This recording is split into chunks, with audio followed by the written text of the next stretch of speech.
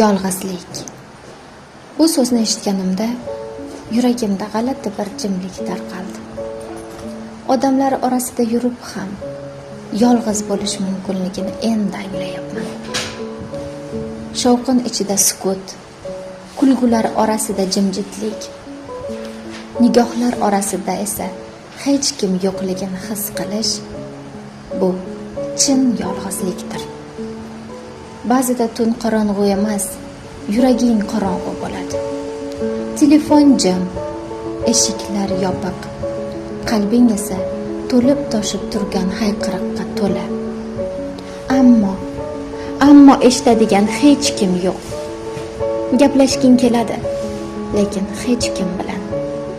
Yig'laging keladi, lekin quchog'iga otadigan odaming yo'q. Yolg'izlik bu jazo emas, bu sinov.